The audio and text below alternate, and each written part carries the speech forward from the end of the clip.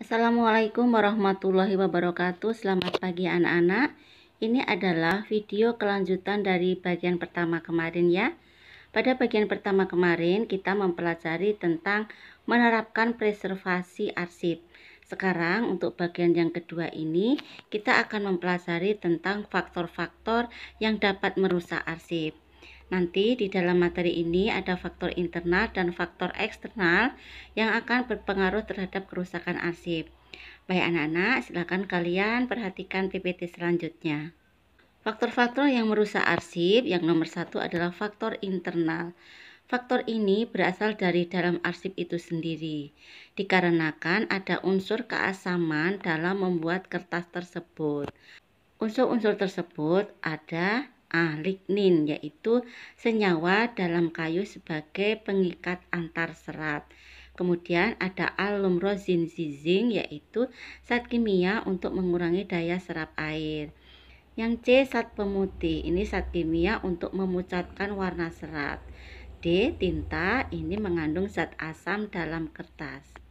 Ini adalah contoh arsip yang sudah rusak dikarenakan faktor dari internal arsip itu sendiri ya.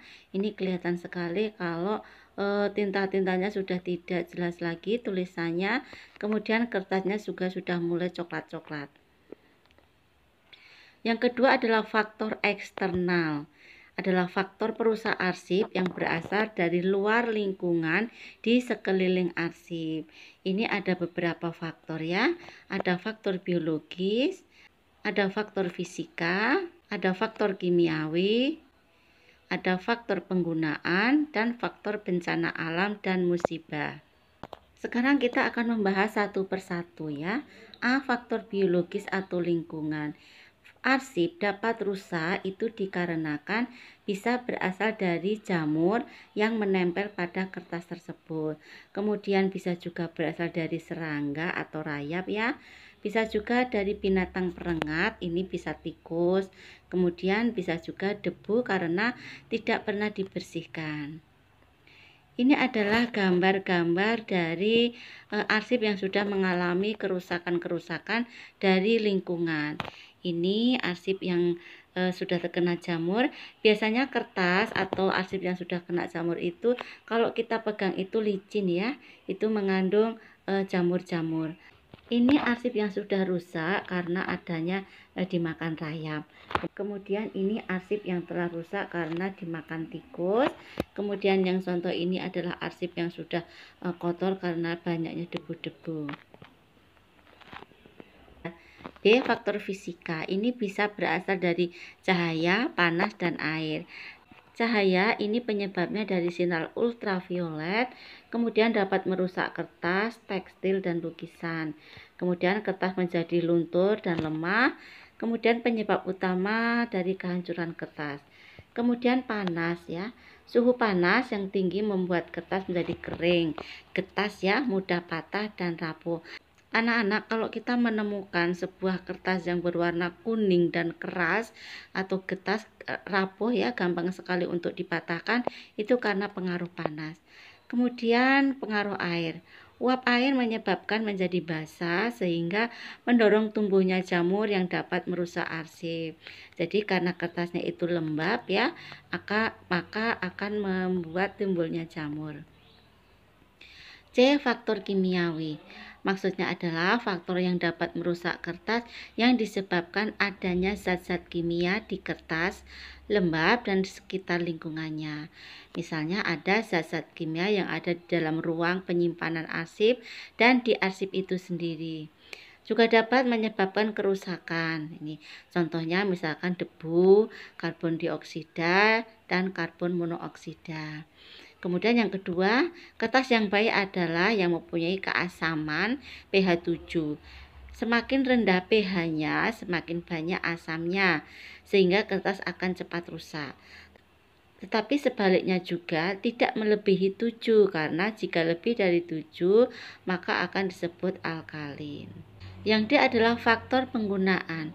Faktor ini terjadi karena seringnya arsip itu digunakan atau dipakai. Lama-kelamaan arsip menjadi rusak karena kita sering tanpa sadar menggunakan arsip dengan melipat, mencoret, merobek, meletakkan di sembarang tempat, memegang arsip sambil makan, dan sebagainya. Kalian mungkin sering melakukan seperti itu ya.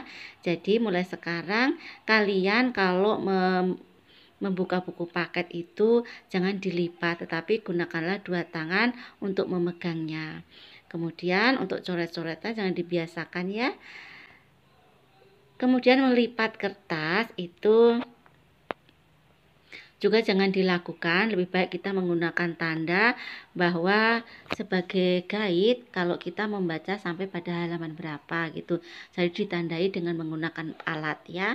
Kemudian jangan juga sambil makan karena tangan kita kotor bahkan berminyak ya. Nanti kalau kita memegang arsip atau membuka buku maka akan menempel bekas-bekas tangan kita itu di kertas tersebut. Kemudian juga jangan sambil untuk membuka kertas, membuka buku itu lembar demi lembar itu jangan menjilat ludah dengan jari ya. Kemudian digunakan untuk membuka-buka buku tersebut. Yang E adalah faktor bencana alam dan musibah. Bencana alam ini bisa berupa banjir, kemudian tanah longsor ataupun kebakaran. Jadi arsip-arsip ini apabila mengalami bencana seperti itu, misalnya banjir ya, maka akan basah semuanya dan tidak bisa maka akan mengalami basah semua dan mengalami kerusakan arsip. Apalagi kalau misalkan mengalami bencana kebakaran ya, tentu tidak akan bisa diselamatkan. Kemudian tanah longsor, ini arsip bisa tertimbun dan kemungkinan besar arsip akan mengalami kerusakan. Nah, selain bencana alam, pencurian arsip juga menjadi musibah yang patut diwaspadai. Pencurian pun juga termasuk musibah ya, yang tidak terduga. Ini terjadi karena ada pihak-pihak yang tidak bertanggung jawab yang ingin menguasai arsip kita. Anak-anak, ini adalah contoh kertas, contoh arsip yang rusak akibat bencana alam ya. Ini contohnya banjir. Jadi di sekeliling arsip ini tuh sudah basah ya. Ini rapuh sekali apabila dipegang, tidak dijemur, maka ini cepat sekali sobek. Anak-anak, demikian tadi materi bagian kedua atau video bagian kedua tentang faktor-faktor yang dapat merusak arsip. Nah, mulai sekarang kalian harus bisa menjaga arsip tersebut dengan baik. Kita lakukan pencegahan ya, agar tidak mengalami kerusakan pada arsip-arsip kita. Baik anak-anak, Ibu akhiri materi daring pada pagi hari ini. Assalamualaikum warahmatullahi wabarakatuh. Selamat pagi.